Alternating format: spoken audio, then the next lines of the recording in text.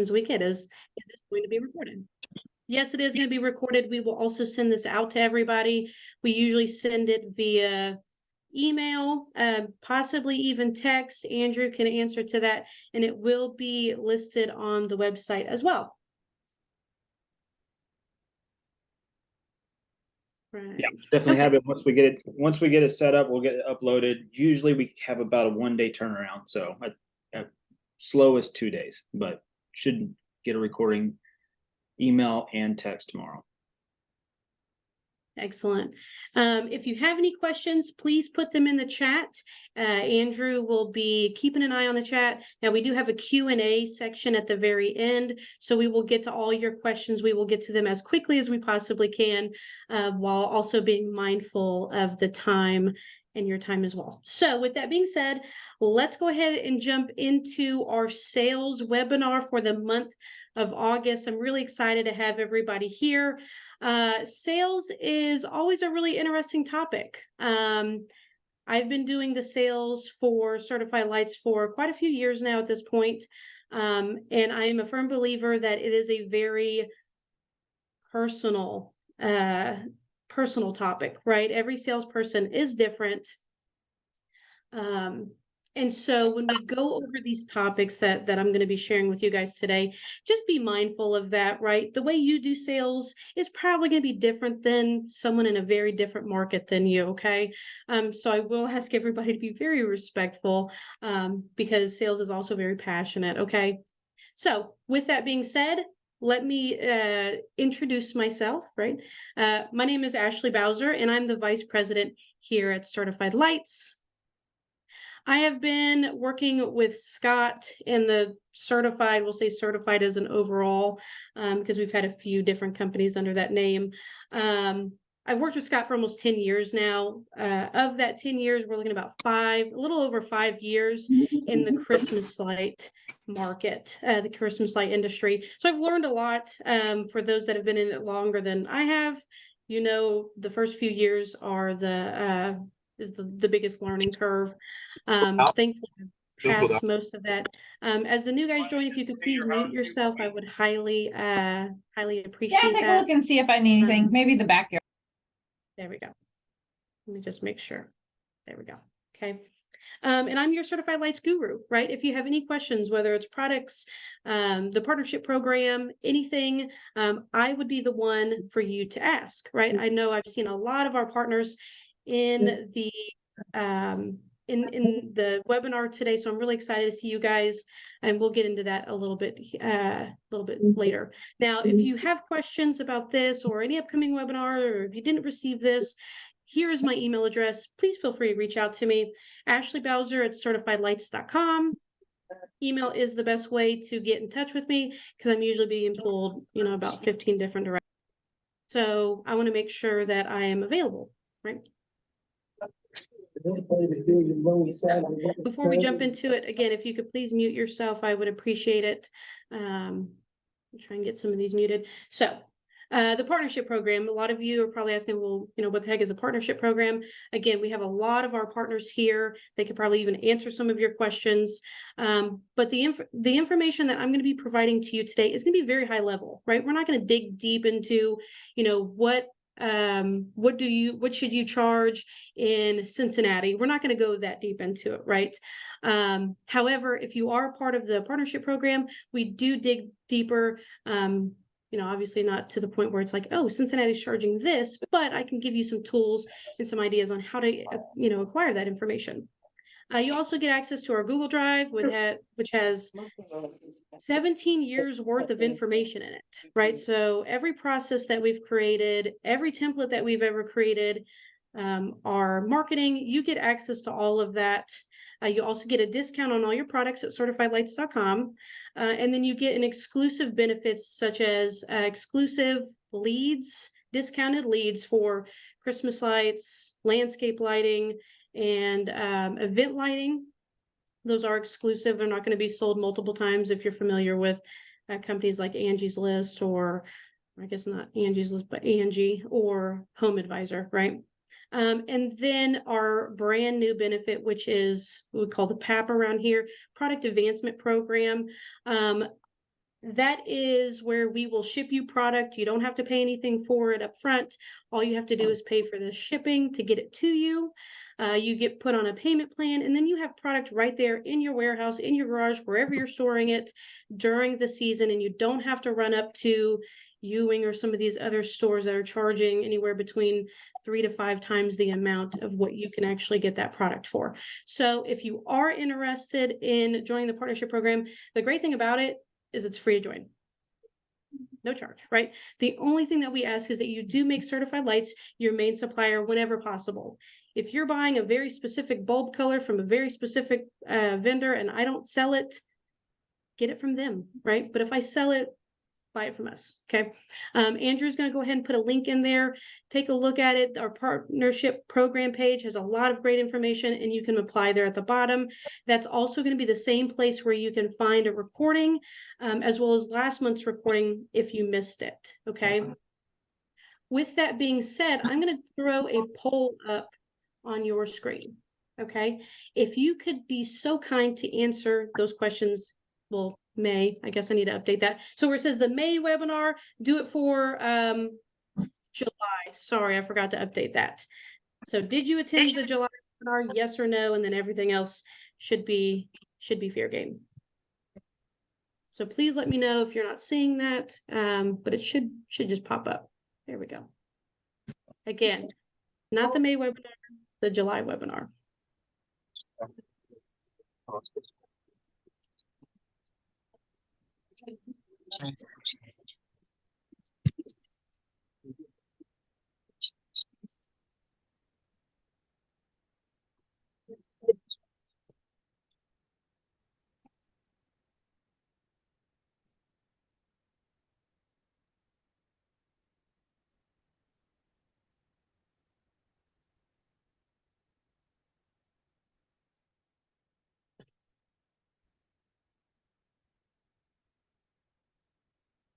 Keep it up there just for a few more minutes. Remember, not the May, but the July.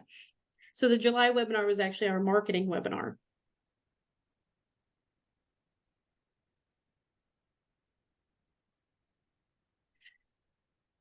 While we go ahead and let you guys answer those questions, I will let you know we are going to be going over sales, right? This is the second step of your marketing. We're not going to be discussing marketing today. If you want to go and see that marketing webinar, please go and watch it. You can find it on that partnership program page at the very bottom. It is recorded there. It's got a lot of great information that Andrew actually went over. So take a look at that there at the bottom of the partnership page, okay? All right, excellent. We'll go ahead and end that. All right. So sales, right? Now, the biggest thing that people tend to ask me is, what do you charge, right? So we're going to first jump into pricing. I'm not going to have exact numbers for you, but I'll give you some estimates of what I've seen a lot of people charge in the market, okay? So pricing is always the biggest one. All right, so it comes down to 2 different services, and please remember to mute yourself, right? So you've got the full service or selling, right? Now, full service is what Certified calls it, Certified Lights, Certified, yes, it is being recorded. Okay, so it's also known as leasing, right? If you've heard lease versus sell, this is what we're talking about. Certified uses the term for full service. All the products are owned and maintained by you and your company. They're stored by you. It's maintained throughout the season. We can also call it white glove or all inclusive. And then there's the sale model, right? So you're selling the products to the customer. Oftentimes they will discount the next year. Now, when you're looking at a full service model, generally you can make more money with the leasing. Okay. However, not every single market is going to allow for that, right? So we're in the Dallas market. Dallas is very used to leasing, right? But if I go 15 miles east, they can't lease in that market, right? So it's very important that you do your market surveys to see what you can get in those particular markets, right? And the biggest thing is you remain in control of that product. Okay.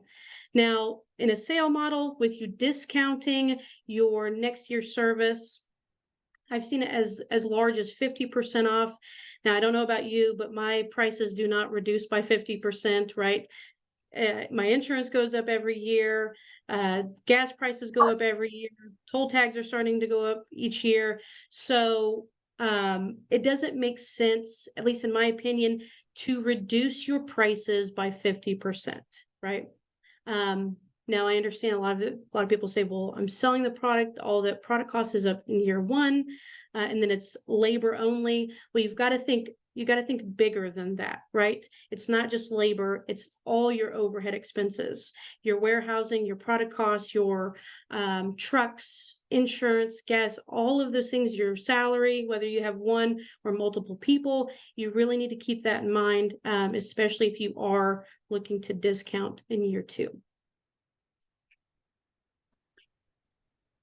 So how to price the service, right? Ultimately, you have to be profitable, right? How much money do you need to make to be profitable? Make that into an hourly rate, right? So I know that at certified, I need to make at least $200 an hour to be profitable, right?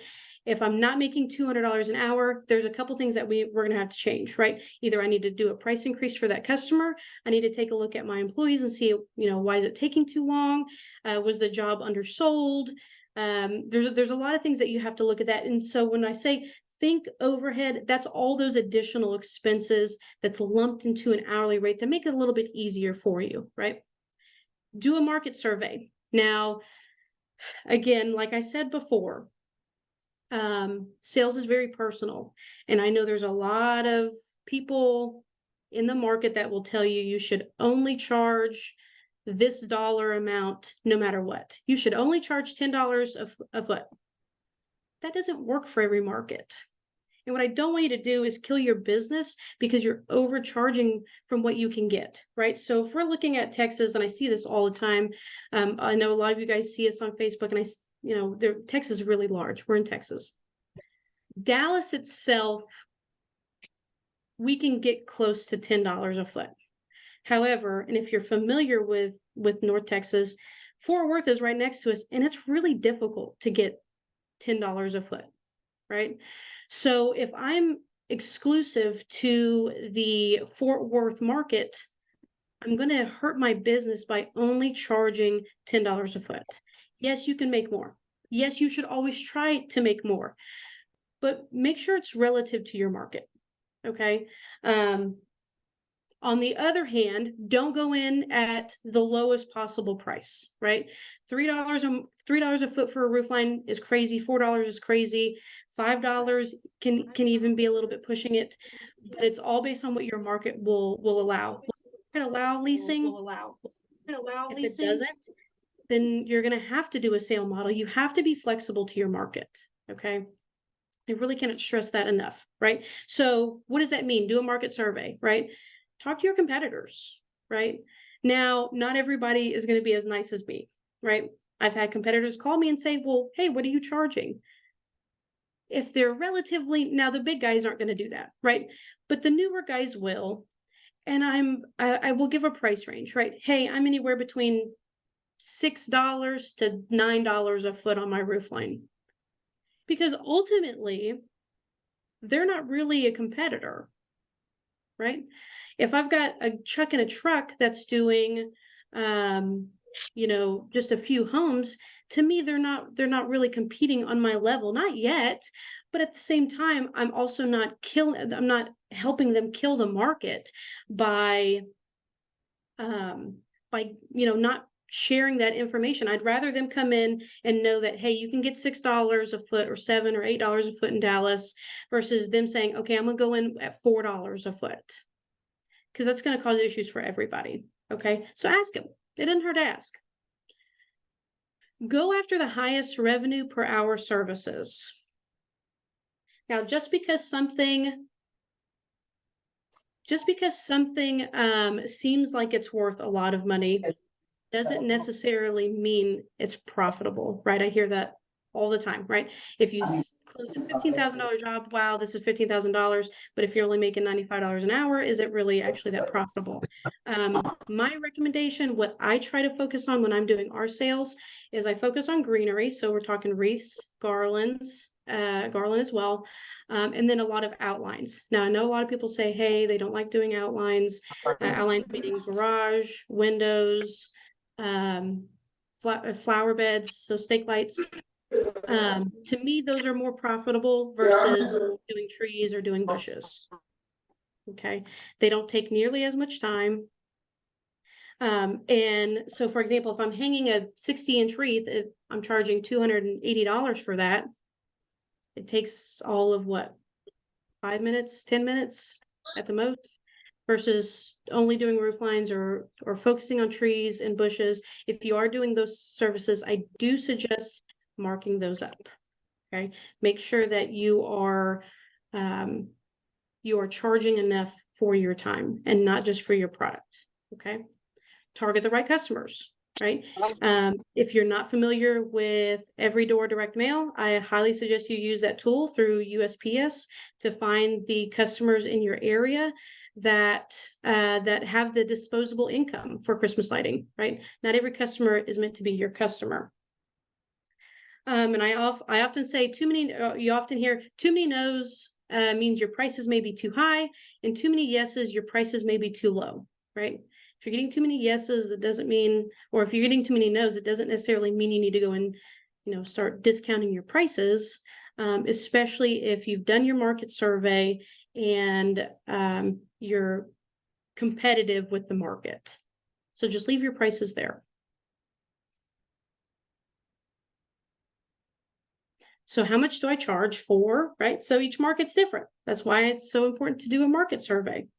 So roof lines on average, from what I've seen, and again, we've got partners all across the United States, is anywhere from $6 to $12 a foot, right? Charge $10 a foot, charge $12 a foot. If you can get that in your market, do it. Why not, right? If you can't, you're probably gonna have to come down on that. Simply because I don't want you to lose out on your business. I don't want you to, put your business in a rough spot simply because you're only set on a specific number. But again, get as much as you can. Outlines, I've seen anywhere from $5 to $8 a foot. Trees, trees are definitely the hardest things to price out, in my opinion. Right? I get that question pretty frequently. Hey, how much should I charge for trees? It depends on the type of tree, right? So in the Dallas area, we have a lot of live oaks. I'm going to charge a different price for live oaks than I would for crepe myrtles, right? Crepe myrtles tend to be a lot more difficult to install, and they're a lot more branchy, right? And then the ultimate question of strands versus bulbs. Now, whenever I'm bidding for trees, I'm looking at it as how many bulbs is this going to take, right? Now, I know a lot of people don't do that. That's totally fine. It's whatever works for you. But if you're doing it by strand, just be mindful. Is it 50 bulbs per strand? Is it 70 bulbs per strand? Is it 100 bulbs per strand? We use 100 count here. So I make sure that's in equal counts of 100. Now, from what I've seen, if you're looking at it from the point of bulbs, anywhere between 30 cents to 50 cents for bushes is usually what I charge. For trees, anywhere from 40 cents to 65 cents. But again, I mark up those pretty high simply because I'm trying to price myself out of them. I don't really want to do them. They're not as profitable. And they're prone to issues, especially if you have an installer that may not be that great at trees. If the other thing I would like to point out is we don't use staples. We don't use nail guns. We just, simply wrap it real tight.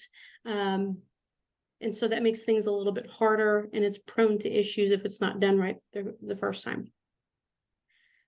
Greenery. So wreaths, garland, anywhere from $125 to $295 each. Garland, $10 to $25 a foot, depending on the difficulty.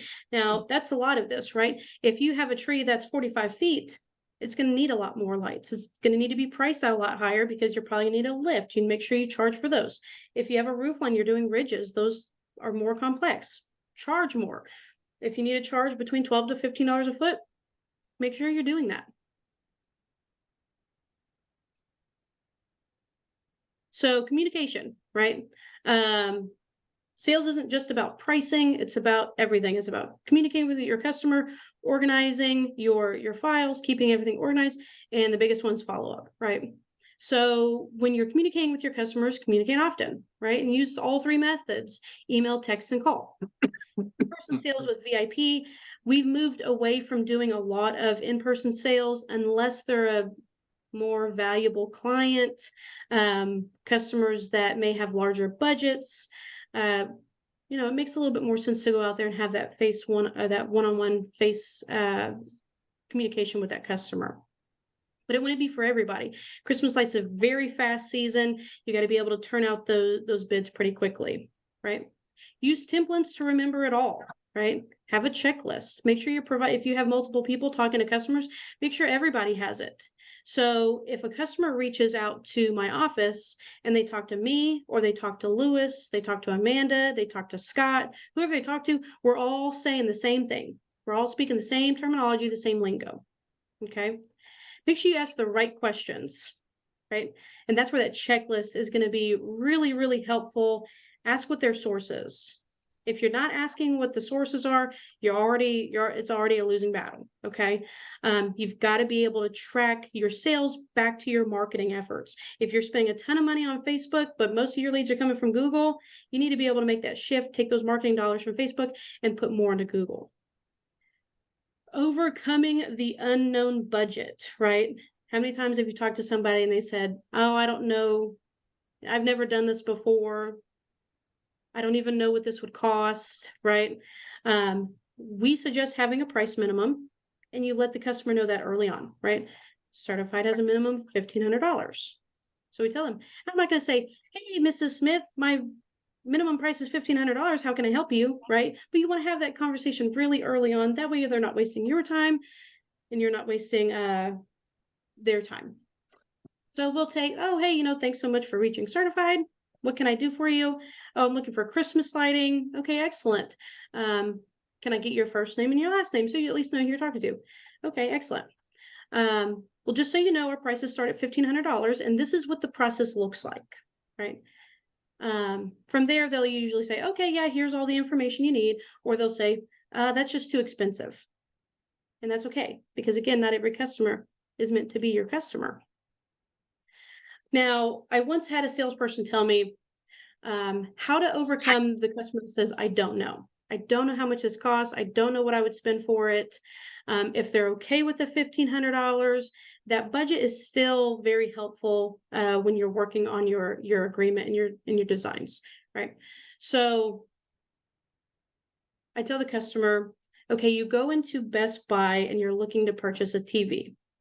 You know how much you don't want to spend, right? You know you don't want to spend $5,000 for a TV, but would you spend $3,000?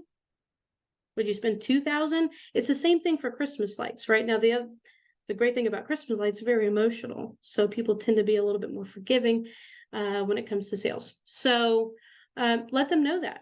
It's the same thing, right? I don't want to give you sticker shock. You know what my price minimum is. But if I tell you $3,000, is that too much? I don't want to scare you away, right? Line itemize your proposals, and that will help with that as well. So yeah, you can get all of our customer communication templates with the partnership program.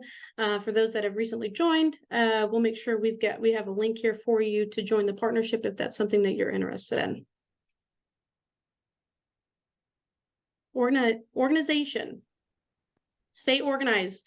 Use Dropbox, Google Sheets, Microsoft Excel, anything that's going to work for you. Separate your sales by status category. So make sure you have a folder for your won, your lost, and your current leads, and that will help track your closing rate. I had a 56% closing rate last year. It's really not that great. I wish I could have done it a little bit better. We lost a key member of our management team, like my field manager, the first week of November. So I was a lot more involved in the field than I have in the past. So that's a conservative number, right? You should be able to close more, especially when you're following up, right? The follow-up piece is probably one of the most important pieces that I don't think people do enough.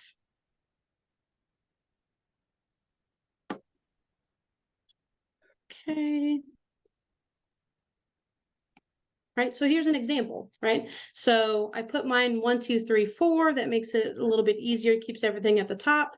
And then the customers that I'm working on, right? Once I'm done with one, I move it to the completed folder, right? If I've sold it, it moves to the one folder. If I've lost it, it moves to the lost folder. And when you have your lost customers, that gives you the opportunity to go back to them in January or February and say, hey, I just wanted to follow up and see how your service went last year. If you would like a competitive proposal, please let me know. I'm happy to get that for you. You have time. It's January, February. You have time to send those proposals, and it's fresh on their mind. You know, if they went with a competitor and the competitor didn't really do a great job, it gives you the opportunity to kind of squeeze in there at that point, and provide a better service for them.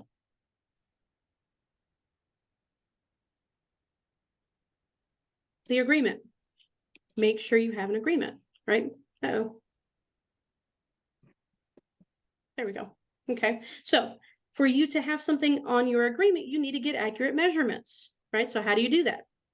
Google Maps, Google Earth, go in person, get old school measurements, whatever you need to do to make sure you're itemizing your proposals. That's what we do here. We suggest it. If you're not sure how to get measurements through Google Maps, you pull up the maps, right click, get measurement, and then it's just really point to click, right? It could be a little bit more difficult if you've got an area that has a lot of really tall peaks. I tend to just go back a little bit. Now, if you're working on a larger proposal, maybe it's more of like a VIP customer, you can go to Roofr, right? ROOFR.com, and you can pay for a report. Usually it can get back to you anywhere between, I think, 12 to 24 hours or so. So a pretty quick turnaround, and it'll have all the pitches and everything pretty accurate. Now, keep in mind, if you can't get a good visual from Google Maps, Roofr is not going to be able to get for you either, generally. Now, Google Earth tends to have the maps a little bit more updated, so you can always check that out as well. Create an agreement, right? So our agreement's really, really simple. Now, I know a lot of people tend to use it through their CRM. So if you have a CRM like Jobber, if you have one like FieldRoutes, which is who we use, you know, have it created through there. We've been using Excel template for 17 years, and it hasn't steered us wrong yet, right? Now, I did switch over our landscape lighting, our event lighting, and our permanent lighting to a digital agreement this past season. Next year, I'm hoping to have one for our Christmas lights business for the next season, but it's a little bit more complex, especially since we do HOAs, commercial, and residential. You want to make sure that's separated and it's clear. If you don't have a sales template, you get that free with the partnership. And make sure you're offering options, right? Do you want to offer a 1-year option, 3-year? I've seen 1 years, I've seen 2-year discounts, I've seen 3 years, I've seen 5 years. I've even talked to somebody that does a 10-year option, which is excellent. So if you can get that, why not? Dallas is a little bit more difficult because there's a lot of people moving in and out of the Metroplex, out of the state in general. So when we're seeing people leave, it's usually due to them moving. So make sure you have your terms and conditions, right? Should be easy to read, should be easy to understand. You don't have to overcomplicate this. I think we've got about 13 different lines and everything still fits on a 1 page, right? I talked to a company probably about 6 months ago, and he said he's got a 3-page terms and conditions after his agreement. Those customers are not reading that. That's way too complex. I mean, it's going to take you forever to even go back and refer back to those sections. If you need that, absolutely have it. CYA doesn't hurt to have it. But I think too much can be a little damaging. For my terms and conditions, we'll have things like you have here, right? Pricing is based on October install. All the products are owned by Certified. We'll guarantee we'll be back out within 24 hours if there's issues. And it also talks about price increases and what that would look like. So there's a lot of different things that we would include in those terms and conditions. So a design, right? Generally, I do my agreements first, and then I go and I do my designs after. There's a couple different design options in the market. Personally, we use holidayhomeconcepts.com. If you're an Apple user and you know your way around an iPad, I've heard Jolly Lights works. I've tested it once before. I'm not an Apple user, so I didn't know what the heck I was doing. But I've seen a lot of really nice designs come out of it, and it's free, right? So I believe Holiday Home Concepts is around $130 a month. I've had people tell me, Ashley, hey, that's just way too expensive, but it's relative, right? So if you're spending $130 a month and you close a $4,000 sale, is it still too expensive? I'm a believer that it's not. And then you can always cancel it after the season if you don't need it any longer. Now, if you're a larger company or you're wanting to get more into commercial, especially like HOAs, they start that process pretty early. Some as early as March, if not earlier, right after if they've recently ended a 3-year. So you can use this and then cancel it and just reactivate it whenever you need to. The great thing about it is it's very, very easy to use. It's very modern. I like it quite a bit. There's a few things that are a little bit difficult, but that's just how most programs are going to be anyways. And the team over there is just exceptional. If you have questions, as soon as you sign up, they'll show you exactly how to use the program. Personally, it's really not that difficult, but it's nice to have somebody available if you have questions. So for example, here's one of the designs that we did last year. Really, really simple, lights along the roof line, some greenery, right? And then this is what it looks like, right? So I send that design to the customer along with their agreement. Most people are visual. They're going to want to see what it would look like. Is it 100%? No, but it's pretty close, and it helped get that customer there mentally, right? Following up. You can increase your closing rate simply by following up, right? Most people don't, and it doesn't matter what service you're in, whether you're in Christmas light installs, carpet cleaning, pressure washing, window washing, all of that. I was getting quotes to have my kitchen redone, $15,000, and not one of them followed up. It's crazy, but that's where we are, right? So if your competitors aren't following up, but you are, you're going to stay ahead. You're going to stay ahead, right? You're going to stay at the front of your customer's mind as well, and they're more likely to move forward with you. So create a follow-up process and stick to it, okay? Again, you can receive our follow-up process as step-by-step with details with the partnership program. So we do a 3-step process, 1, 3, and 5, or 1, 3, and 7. Okay. So the first follow-up is just saying, hey, just want to make sure you received it. Right. The second follow-up is asking for the sale. Hey, are you hey, I've got an appointment on Tuesday. Would you I've got an availability on Tuesday. Would you like that appointment? Have you made a decision? Right. Ask them for it. Ask to take that next step with them. And then the 7th one is, hey, are you still interested? Right. I am not a salesman or a car salesman, right?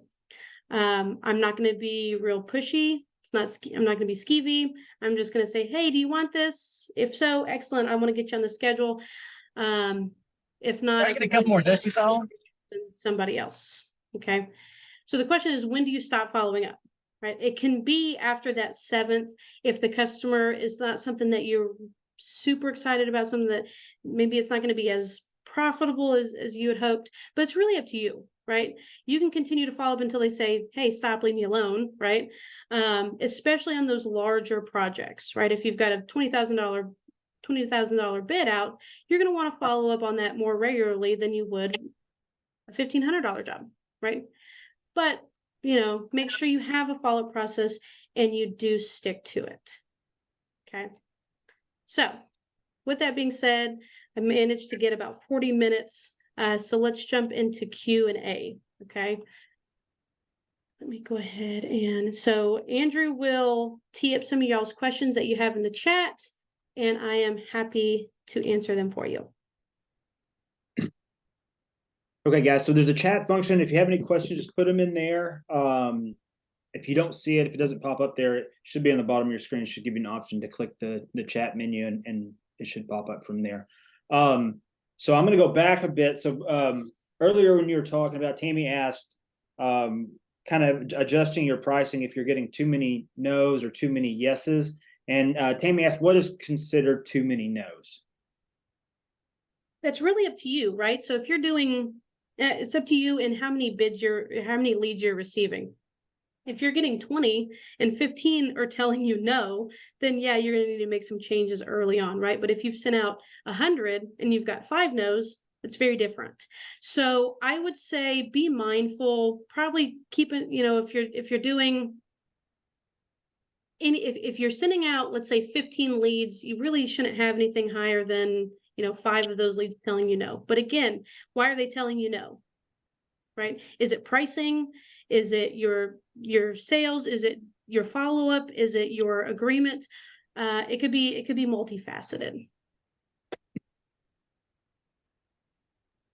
Dave asked, when and how do you go about raising prices for customers?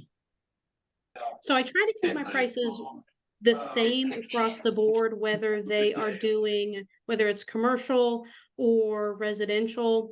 The time that I would increase the pricing is if the difficulty increases, right? So if I've got a 45-foot tree versus a 15-foot tree, that price needs to increase. The boom lift needs to be added on.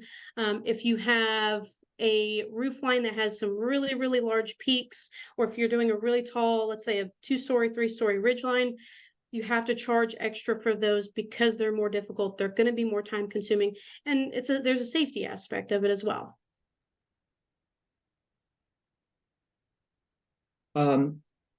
Question, what do you use to attach the lights for outlines?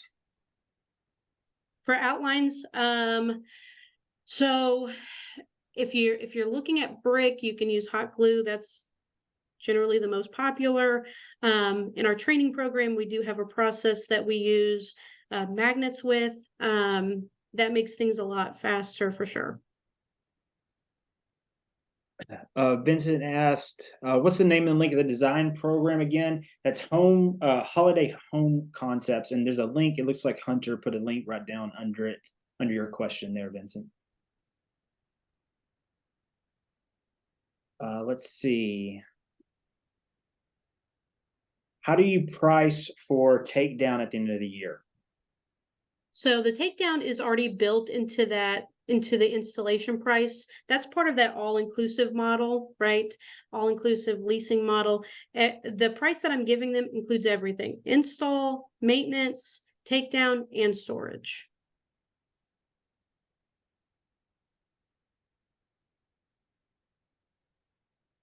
What's a good bulb count per linear foot for trees? Depends on the size of the tree, right? If you've got an oak that is 5 foot wide, it's going to take a lot more bulbs. I would be mindful of your bulb spacing, whether it's 6 inches, or I think the other common one's like 3 inches, maybe 4 inches. So be mindful of that, and then your finger spacing as well. Some customers want 2 finger spacing, some want 4 finger spacing. It really just kind of depends on the size of your tree. Jonathan asked, is the price by foot for labor and then the lights are extra, or how do you combine that? No, so that includes labor as well. So again, that's part of that all-inclusive model. So if I'm saying, hey, I'm going to do the roof line for $9 a foot, I've already built in my product costs, and I've built in my labor costs for install, maintenance, and takedown, as well as storage. Now, storage doesn't really take up a lot of space. We've got a really large warehouse, but even that, we've been in business 17 years, and it takes up probably less than 1,000 square feet. I think it's about 1,200 square feet, and that includes all the lights, right? So customer lights, mini lights, all of those. Corey asked, when it comes to equipment rentals, how are you charging customers? Are you charging an actual cost of rental and focusing on profit elsewhere, or do you typically charge for rental equipment? For like boom lifts? I'm not exactly sure. That's what I think so. If you have to rent equipment to install on a tough job. So it sounds like. Yeah, normally I will pass that along to the customer simply because those lifts, it's so time consuming to do those jobs with the lifts. And they're very expensive. I mean, some of these boom lifts are anywhere from, anywhere from I think like 350 to like 550 a day. So I have to be able to pass that along to the customer. Now the customer has the option of, hey, maybe they don't, if I'm, for example, if I need one for the tree, right? Maybe they say, hey, I don't want it to go 40 feet after all. I want it to go 15 feet, 20 feet. Then they can save some money by reducing their bulb count and not having to pay that boom lift fee. Next question, Erica asks, is there any license that you recommend that allows you to do holiday lightings where you can market yourself as licensed and insured? So insured, everybody should be insured. This job's way too dangerous to not be insured. Workers' comp, auto insurance, all of that. If you need an insurance broker, please let me know. I will give you somebody. But to my knowledge, no. Now I know some states require like an electrician's license. So my suggestion would be, look and see what your state requires. In the state of Texas, no, that's not something that's necessary. But I think, like, for example, Washington State has some really strict rules around it. Larry asked, does the partnership program commit us to buying all of our materials from Certified Lights? Anything that we carry, right? So if you are a lover of a particular bulb or a particular stake, let's say you really need 10-inch stakes and I don't sell those, buy them from your regular or who you source them from in the past. But all the other things we said, we ask that you purchase from Certified Lights. And Larry, we also work a lot with our partners to find those hard to find products and to supply them to you guys. Next question, what's the average job time? So on a house that's about $1,500, I'd say we run 2-man teams or 2-person teams. We have women as well. A good team can get a $1,500 house done, which is a really simple design, in about 30 to 45 minutes. We do prep all of our product in our warehouse versus prepping it on the job site. All of our teams are actually paid on production, which is a percentage of the install. So I really want them focused on installing and not so much focused on prepping the order. Plus it's a lot more challenging to install, right? I can hire somebody at $16 an hour that can prep an order. It's not that difficult. Next question, Michelle asked, can you give an example of the range for white glove lease price versus purchase price? I really can't. Excuse me, sorry. Unfortunately, I can't, simply because we don't do the sale model. We've never done the sale model. We've been doing this 17 years and it's strictly been leasing. So the prices that I provided are very close to what we're charging in our market, which is Dallas, and yours will vary as well. Kelly asked, how do you determine which bulbs go where? Mini lights versus C9, for example. C9s we put on any sort of outline, roof outline, ridges, stake lights, bushes, garages. Now I know in the past C7s were used pretty frequently on especially the smaller areas like the windows, garages, and stake lights.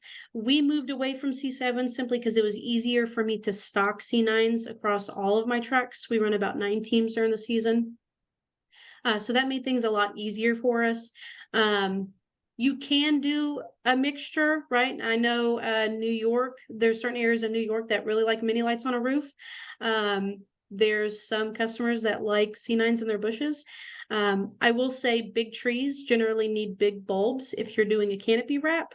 C9s are definitely going to be a lot more forgiving if you're doing canopies versus mini lights. Mini lights generally are for branch wrapping, bushes, things like that. Now, your market may be different, but that's pretty standard across the board. Kate asked, could you give some details on the upcoming live training in a few weeks? He's interested. Yeah, absolutely. So we've got 2-day training coming up on September 14th and 15th. We're excited. It is our last one of the year. So if you're interested, get in now while it's hot. First day is classroom, start to finish, A to Z, right? So starting your business, LLCs, insurance, marketing, sales, products, all that fun stuff. And then day 2, we actually take you out into the field and you install on a house. We rotate through stations. You'll actually get training on roof lines, ridges, stake lights, uh, outlines, garland, wreaths, and tree wrapping on a smaller tree and a crepe myrtle, which tends to be a little bit more difficult. So it's really everything that you need to know to get out there and kick butt during the season.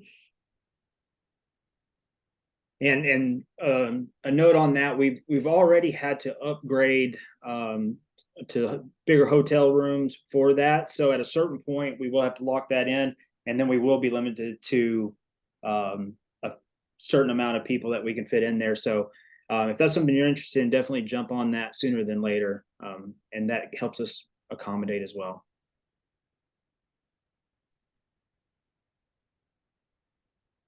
Next question, what percentage would you discount to clients that keep the lights the whole year, not that they use all year, just that they do the didn't need to do the takedown? So C9 wire is only rated up to 90 days. So I would not recommend you install C9s or C7 wire year round. It's not rated for that. If they're wanting something permanent, give them a permanent option, right? You can use the Inception system. I've got a really great contact if you are wanting to get into permanent lighting, or Minleon as well. But I would not leave that up year round. Just a side note, Larry asked, they're insured but looking for new quotes. Could we send them our insurance broker? Yes, I will put his information in here. His name is Billy Bray. He is out of Houston, but he's licensed in all 50 states. Just let him know Ashley from Certified sent you. And he also, we have a part of our partnership training as well, the training as well as inside the partnership program, where he does a good bit talking about thinking through insurance and protecting yourself against liability. So a lot of good information in there. Larry also asked, what percentage do you pay installers? So our production percentage last year was 11%, and that included bonuses and takedown. Generally, we're around 10% for installs during the season, with bonuses, and then we usually carve out about 1% for takedowns. Now, the difference is that they're getting, if it's a $2,000 job, they may get, and it's split into October, November. Let's say it's evenly split, lights and greenery, right? Well, they're going to get $1,000 worth of production in October, $1,000 worth of production in November, lighting in October, greenery in November, and then they'll get $2,000 worth of revenue when they take everything down. So it's a lot more, and it goes way faster. So that percentage is generally going to be much lower. Joe asked, do you pay installers by the job or by the day? Neither. No. Yeah, I pay them a percentage of the job. Not hourly, not daily. Scott always says you want to see an employee work as slow as you possibly can, you pay them hourly. We switched from hourly to production pay, I think it was about 3 years ago, but we had already been doing it in our pest control company. And I believe our labor rate went down anywhere from it was upwards of 30%, all the way down to 11. Mark's question, who is totally new to this, what is prep and how is that related to install? What is what? What is prep and how is that related to install? Yeah, so they will prep, or my warehouse team will prep just about anything, right? So when I provide a proposal, it'll have a quantity on there, and that's what we saw in that agreement. So they will get the roof line prepped. They'll put the roof clips on, they'll put magnet clips, whatever is necessary for that job. All in one, not the all in one clips, but the enclosed clips, either tough clips or the Minleon V2 circle clips. They'll put that on, they just won't cut anything exactly, and they will not put the males and females on, because that can vary based on where it's going. We make sure all the wreaths have lights in them, they have enough bows, stake lights, outlines, everything. So they're bulbing the product, they're putting the correct clip on it, and it's going into the customer's bin, and it's going straight to the trailer. So Mark, that's like actually screwing in the bulbs, making sure that they work, and then rolling them up, having it all ready to go. So when you're on the job, you're not doing that. So that's the prep. And then when you're on the job, you can install as quick as possible. I would like to just add real quickly. Hi, everyone. This is Scott. I'm listening in to everything. We are going to have C9 string sockets with lights pre-bulbed from the factory in China. We don't know anybody else doing this, but we know for us, it saves us so much time. So we're going to offer that as an option to where you don't buy the bulbs and that separately, they can come together. We're also going to have one that has magnet clips on it. So if you're using magnets on metal roofs or fences or other areas, just FYI, we're going to have that this season. Very good. Next question, Chris asked, what percentage of the job do you pay your guys, and are they W-2 or 1099? So all of our guys are actually W-2. We don't do any 1099. I know a lot of people out there do that. Texas has some really strict laws when it comes to 1099 employees. They have to be able to like make their own schedules and all that stuff. That's not how we were set up. We're doing the same thing that we've always done. But I know a lot of people do well under the 1099, but ours are W-2. Jose asked, who do you use to run your Facebook and Google ads? That would be Andrew right here, the marketing guru. So if you've seen us blast it all over Facebook, this is the man who has done that. And we also cover inside of the partnership program as well in the training we talk about, and we go into more depth on Facebook and Google advertising, when to think about it. And we will also be putting in instructional videos on how to set those up. And if it's something that you just don't want to do with yourself, then you can reach out to me and I can help you out. Also, all with the partnership program. Exactly. It's an awesome deal. Mm-hmm. They also asked, also, do you sell RBG lights? We do not. If you're looking for like permanent lighting, or if you are looking for landscape lighting, I've got a great contact. Just reach out and I will send that over. Next question on Prolific Solutions asked, approximately how many boxes for one home, considering storage? How many boxes for, what do you mean boxes? Like the customer bin, like a storage box? That's what it sounds like. Okay. So for instance, like when you guys are shipping out boxes for lights, how many, like how big is the packages? How many packages? So if I'm trying to stock up for 50 homes, how much can I expect to store? Okay, so not the customer, but what you would actually receive from Certified Lights. So a case of C9 bulbs come 500 to a case, and then they are in poly bags inside, 25 to a bag. So depending on the size of your linear footage, I think most common is about, I think like 85 to 125. If you're doing just that, you should be able to get through, at least 5 to 6 homes, I would say. Let me know if that doesn't answer your question. Bobby asked, what do your guys do the rest of the year? So we added on Christmas lights to keep our pest control employees busy during the winter months because the pest pressure dies. And then Scott went and sold the pest control company. So now we're on the total opposite of that. We let our guys go. We don't, I usually keep maybe 1 or 2 people that handles our landscape lighting, permanent lighting, event lighting business. But most of our people we let go, and they do return. Generally, we have a really good returner rate for the next season. So they may go and, do Uber Eats or DoorDash, get another seasonal job, or go back to Mexico or Venezuela. That's pretty common too. Dave asked, he thinks you or Scott said you don't raise prices to a new customer the following year. When do you raise those prices? So I actually might, if the customer's in a 3-year, I do have a clause in my terms and conditions that I can raise their rate after the first year if our quantities were wrong. And that's especially true for trees. I'm not perfect by any means. I've lost out a couple times on some of the trees, but that doesn't mean I should have to eat it. We just have to get an accurate inventory or installation count, which is on our field agreement that we provide to our installers. We can actually go in there and increase that quantity, and which would increase the price for the customer.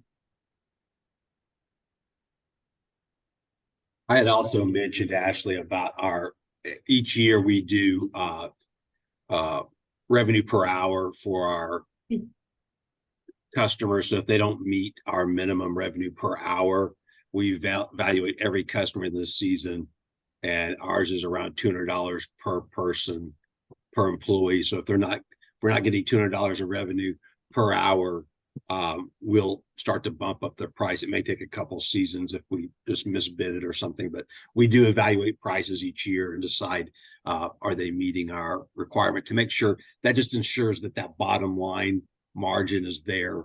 And that's what we base it off of. Yep, good point.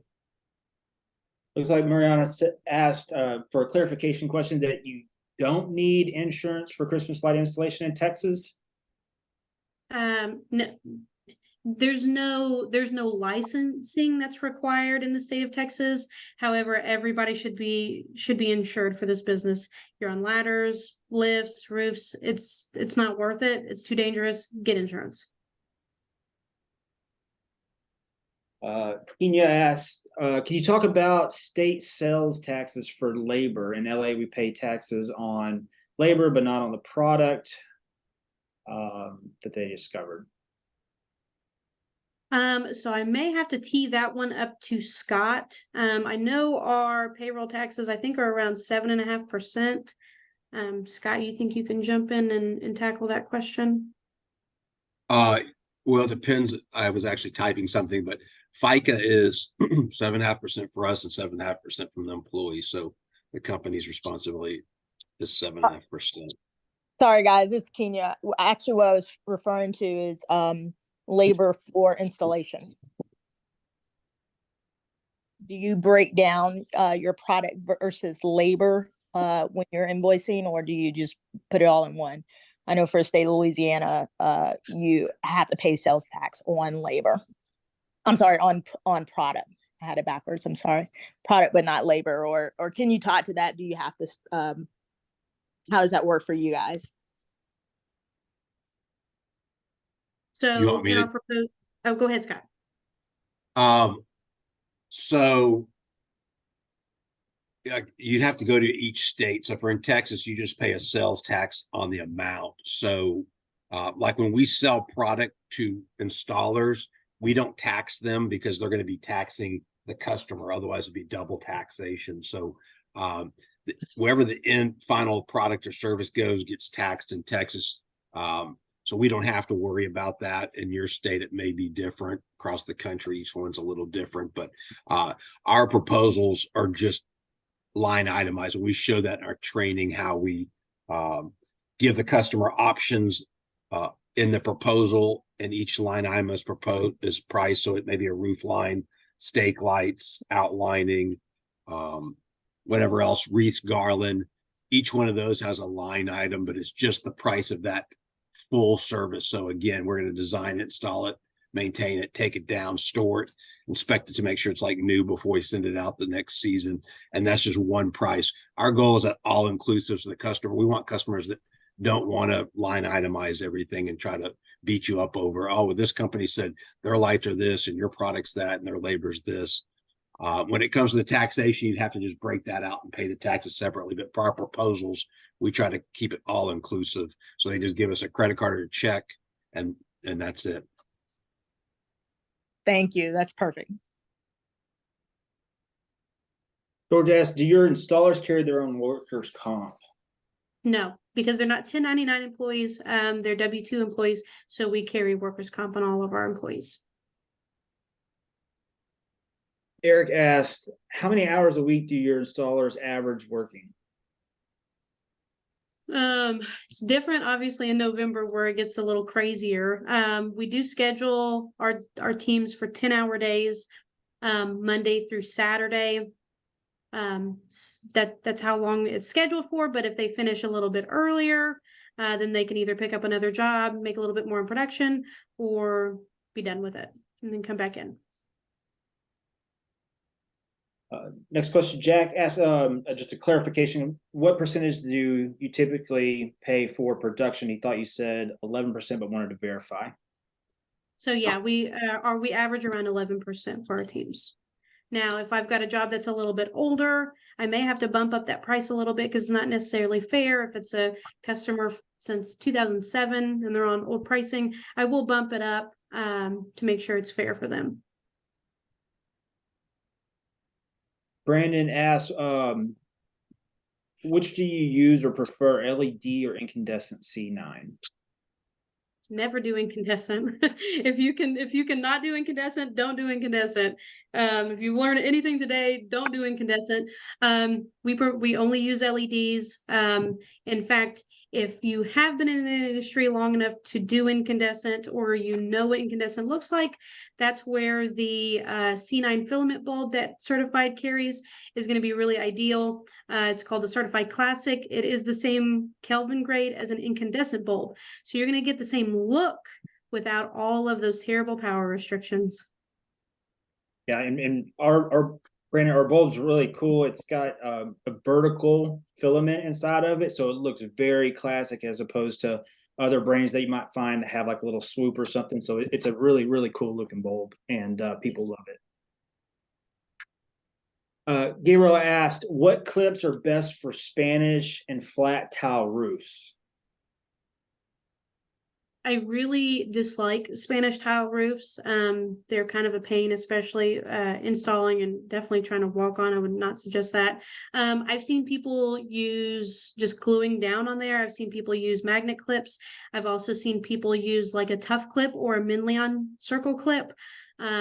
If I were to install them, I would probably use the Tough Clip or the circle clip, whichever works best for your stringer, and then just slip it over that. Just know that you're probably going to need to mark that up a little bit because it's not going to sit on there the best, right? So you may have a higher chance of reservices or recalls. So make sure you're charging a little bit extra.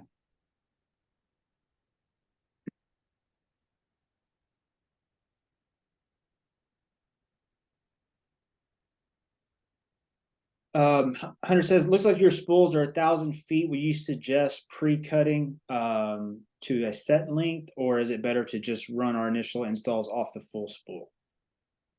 I would not set it to a particular length. For example, I wouldn't suggest like, oh, go cut every 100 feet. I would only do that when you've got quantities from an actual sold customer. Because what happens if that customer is like 125 feet? Then you're going to have way too many connections and it's going to cause issues, especially if you're getting, rain. So I would suggest wait until you got the quantity from your customer and then cut to length.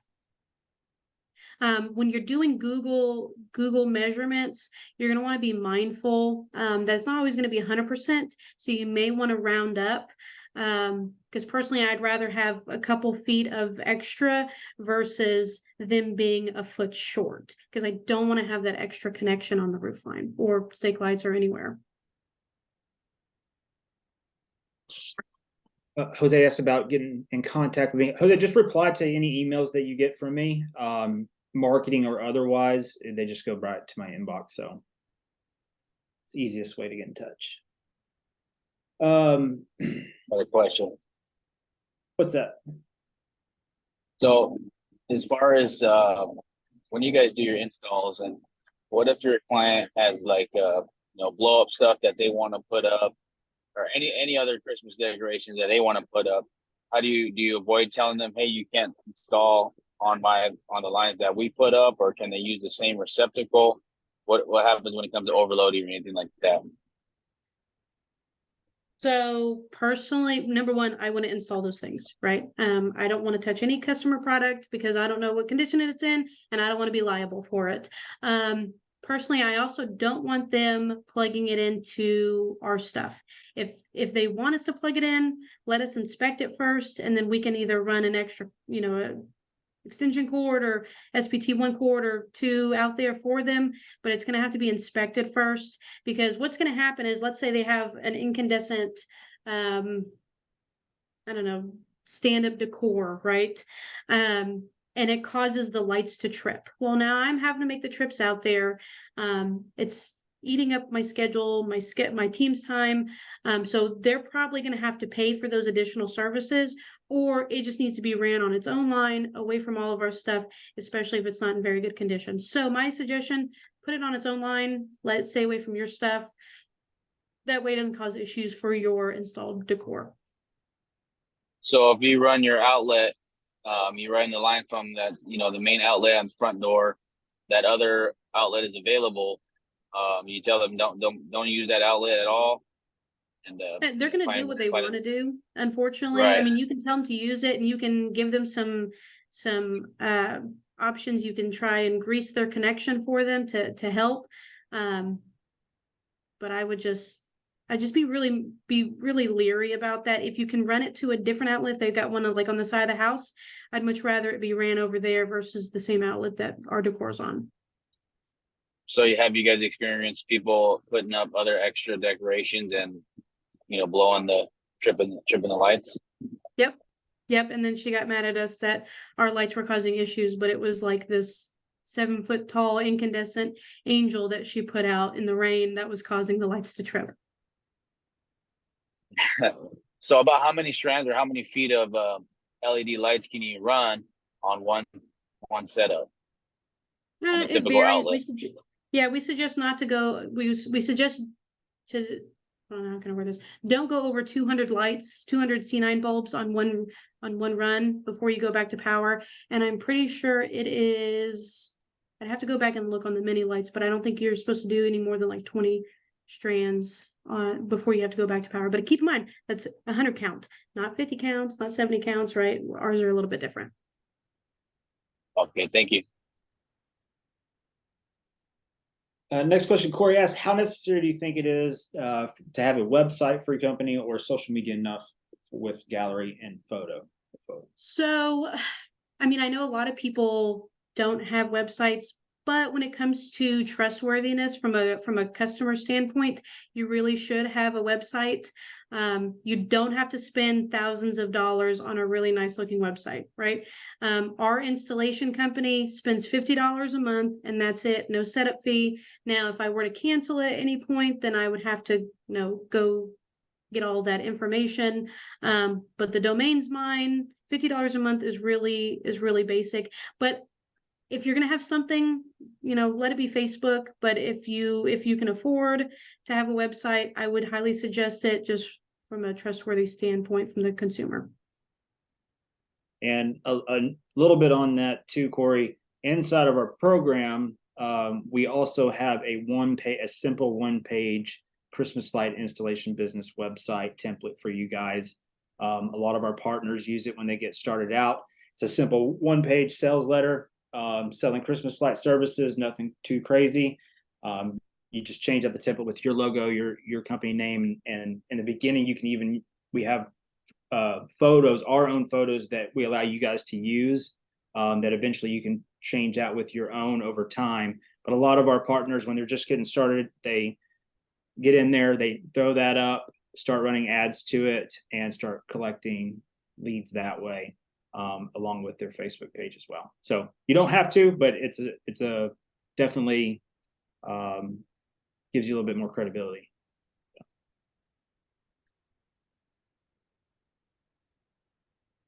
Let's see what else. Zach asked, where can we get video advertisements to use in social media? You can get those inside of our partnership program in the marketing section. So we got, y'all probably seen some of them. We've, in our ads, we have a handful of different template videos, like again, images, still images. You've seen videos with like the dance in Santa, different things with Christmas lights in the background. We have all of those templatized inside of the program. You can go in there, grab those, run those as ads, use those as posts. Just switch out, you know, whatever area you service with your brand name, all of that good stuff. So it's all in there, ready for you guys to plug and play inside the program. Let's see what else.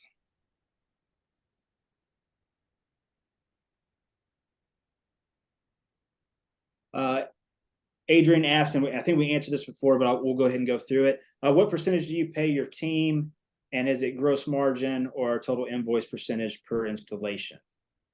So I pay them 11%. Well, it's around, average is around 11% for the gross revenue that I'm charging the customer. So if I'm charging them, I'm sorry, yes, not including the sales tax, right?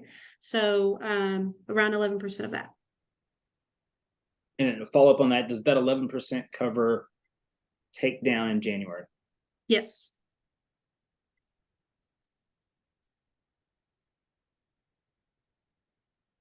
Do you have a column or tree calculator? No, I don't believe in them. I have yet to see, now the columns, yes, those can work.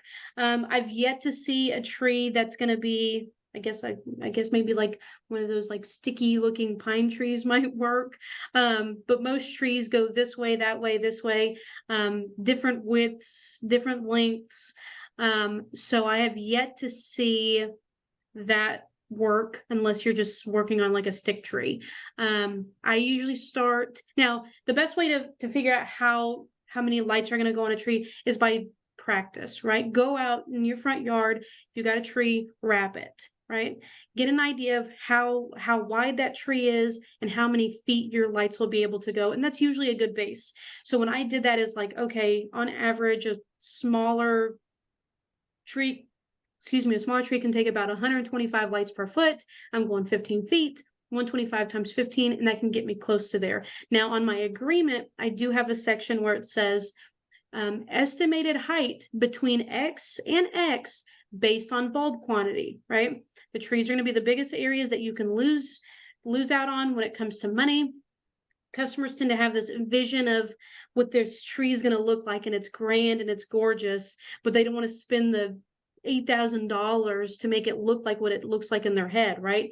So I'm going to say, okay, with this many bulbs, I can get you anywhere between 5 to 7 feet, right? But it's all based on bulb quantity, right? If you want more, you have to pay for more, right? My teams are on production. I tell them, hey, if the agreement says 2,000 lights and you install 3,000, you've wasted your time.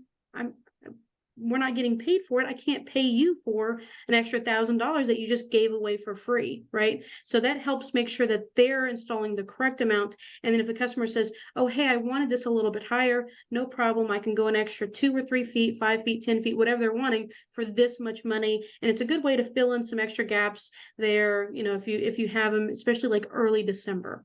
Hey, I can get this installed. We'll be out there on December 5th. And they're like, okay, yeah, sure.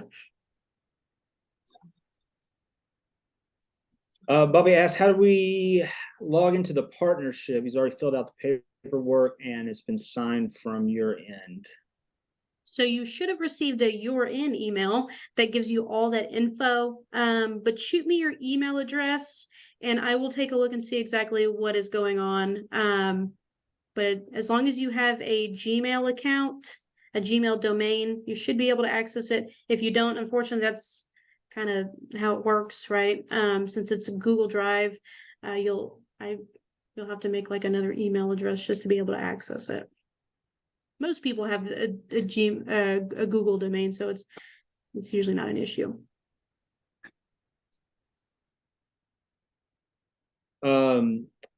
Pete asked, how do you advertise hiring? Also, how do you hire Spanish speaking employees when there's a language barrier? So thankfully, I've got Lewis, I've got Sean, both of those guys speak Spanish. We do have a lot of people that speak Spanish. Scott speaks Spanish. So we've got a lot of people that can help with that. We've already reached out to all of our returners, and they're set to come back. We've got a couple job fairs scheduled for the month of September. We tell all of our returners, hey, you got friends or family or whoever that wants to come work for us.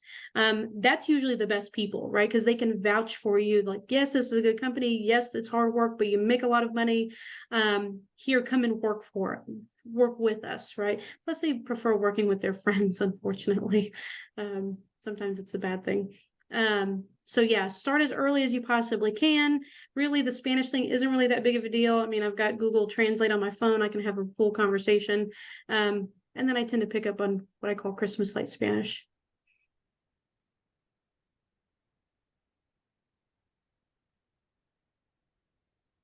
Let's see. Next question. Jordan asked for clarification. Is that 11% for a 2-man team or 11% for each man? So it's split. So for example, I'm assuming you could still see my screen. If I've got a job that's $2,000, 11%, it's $220. I'll split that by the number of people on the team, which is 2, and they each make $110 off of that. So realistically, when we're scheduling our jobs, they need to be close to about $4,000 or more of production value to get them over the $200 mark, which is our goal. Like, I want them to make at least $200 a day. But again, that's on them, right? If they don't finish the job or they leave early, they make less. Let's see, next question. Michael asks, how do you deal with where to plug everything in? Are you running extension cords all over the place? No.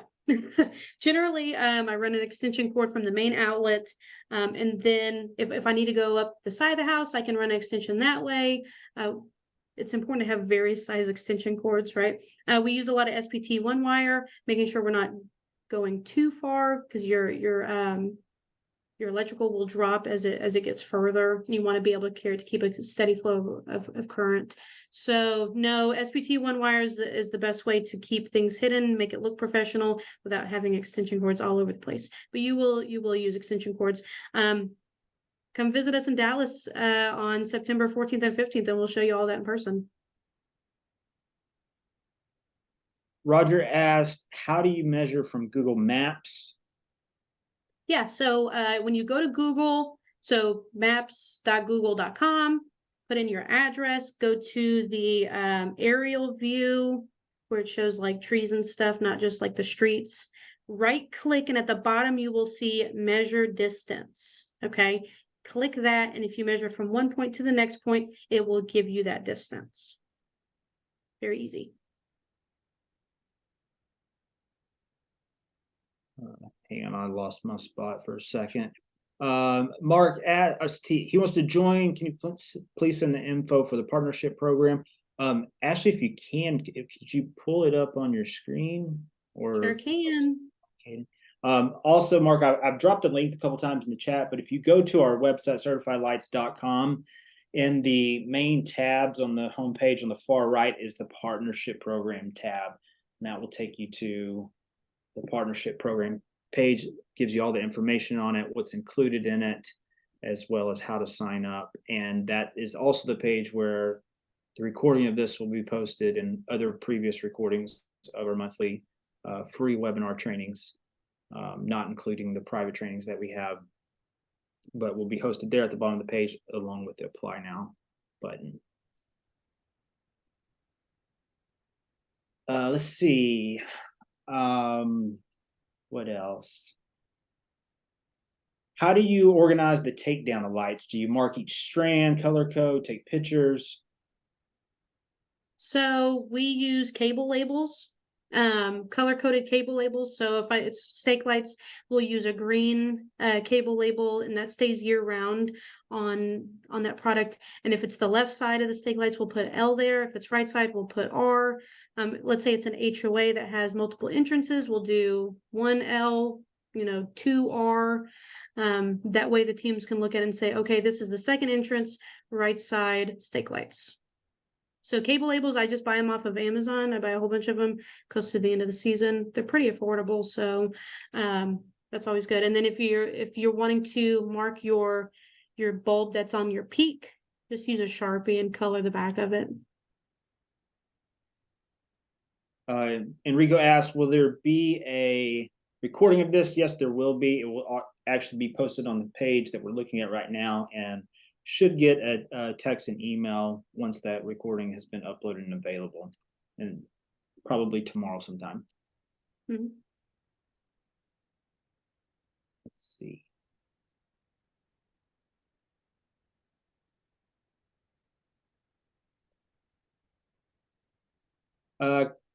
Kenneth asked, how do you do your billing? Any amount up front, deposit, or like 2/3 after install, 1/3 after removal?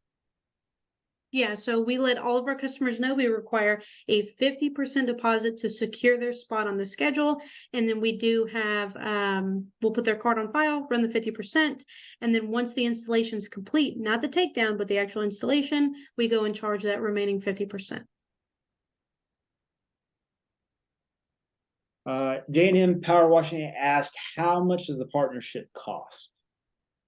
Free For now. for now, right? There's been some talks about some charging. So I imagine if you get in, you'll be grandfathered in, but I don't know when that's going to happen. But right now it's free.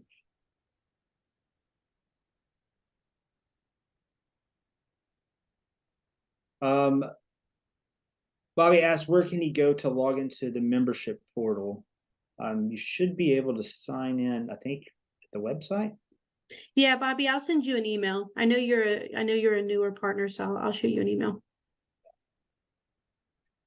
Right now, I guess I should mention earlier, it's actually hosted in Gmail, so it won't be through the website. You'll actually log in through your Gmail and get access to it through your Gmail account. Chris asked, what are the going pay for new employees? Whether they're new or returners. Now, our returners get bonuses. Just for coming back, they get a returner bonus. They may have a driver's license bonus. We do offer a lot of different incentives because you kind of have to in the climate that we're in now, right? It's no longer an employer's market, it's an employee market, and you have to make them feel good. You have to make them feel special, and bonuses are a great way of doing that. So again, we pay 11% across the board, and then you can make more with the bonuses.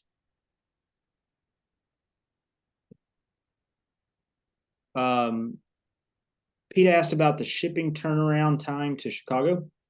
So, and this goes for everywhere. We ship same day, right? As long as the orders are placed, I believe by 2 p.m. I'd have to double check, 2 p.m. CST, right? So as long as you get your order in by then, it'll go out that same day. And it's very much dependent on UPS. That's who we ship through. We saw, I think, like a 98%, it was something outrageously high, on-time delivery rate with UPS last year. So we'll continue with them. Now, Chicago specifically, we have a warehouse being stocked out of Loda, Loda. I don't know how to pronounce that, but I know it's like an hour and a half, 2 hours from Chicago. So you could potentially get your product next day with you being that close to one of the warehouses. So we'll have a warehouse in Dallas, one in Houston, one in like the panhandle of Florida near Destin, and we'll have one outside of Chicago. So and all of those locations have pickup available as well, but we do ship same day. So you can expect your product between 1 to 3 days, I would say, on average. And Larry asked, on the live training, how much is it? $9.95, and that includes 2 attendees.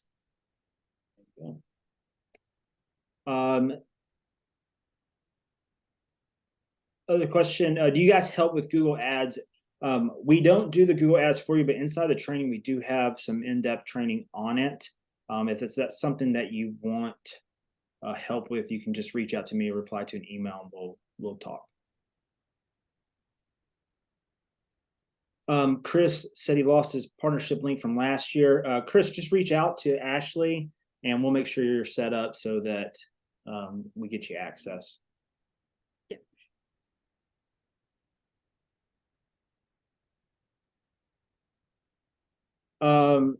Jose asked, how does the program work? Do you order and pay after time for materials and just pay shipping? What's the terms to pay off? And can it, if you're in Texas, can you pick them up from your location? Okay, yeah, so that sounds like you're inquiring about our PAP program, which is super, super exciting. We're very excited to have that this year. So that is our product advancement program. We actually have an agreement that you can review. What we do is once you sign the agreement saying, yes, this is the terms that I'm good with, right, which is payment plans and shipping and inventory and all that stuff, then we come up with an inventory level for you, something that's going to be realistic, right? I'm not going to send you $300,000 worth of product and expect you to move $300,000 in your first year, second year, whatever you're in. Something that's realistic. You pay shipping to get that product to you, right? And then you'll have that in your warehouse, and then you just pay on it weekly throughout the season. Okay. If you are in Texas, come pick it up. Yep. We are open usually from 7 a.m. to 4 p.m. each day, Monday through Saturday. You can pick up anytime. Just make sure you receive the email saying, hey, your pickup is ready. Your order is ready for pickup. Make sure you do that, get that first and then come in instead of popping in. Actually, I would like to add something to the advanced product. Anyone that's interested in that, it's an amazing offer because, like Ashley said, you have in your warehouse, you're not running out during the season. You're not worried about running out of product. You're not paying twice as much down the street. The process will be when you sign up for your partnership, you have the opportunity to sign up for that also if you'd like. And once we get that, we'll reach out to you. But if you're want to shoot us an email, I'm going to be leading that with Ashley's help and a couple other folks, but we're going to work with each partner individually. If you're an established Christmas light company, have a big established other business, I'm going to be able to front you a lot more than if you're brand new and you're not even sure how many homes you're going to do. We will ensure that we get you plenty to get going. And then as you roll through that inventory, we'll send you more throughout the season.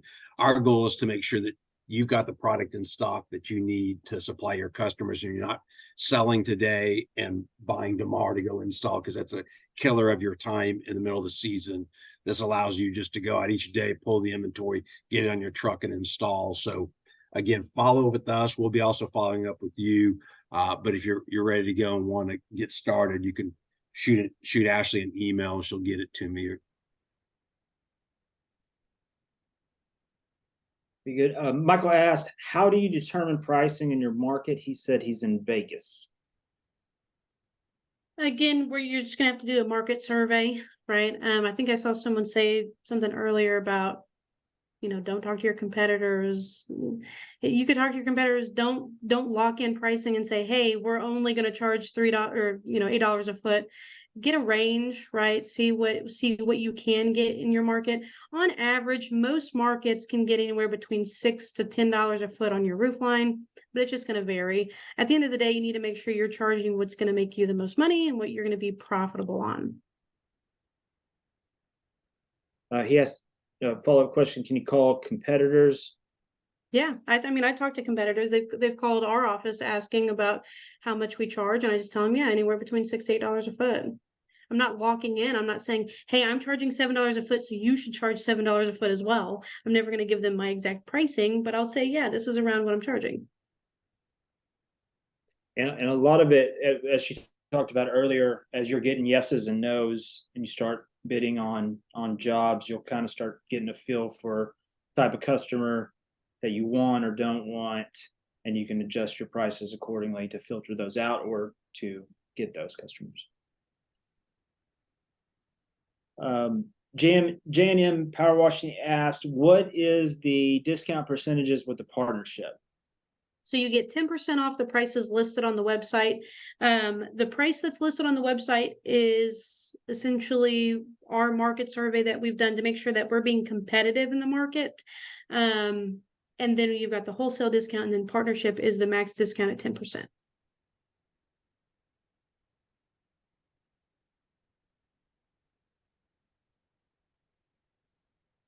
And Larry just made a comment answering into Michael's question. He said they can charge anywhere from $650 to $850 per foot, depending on the customer.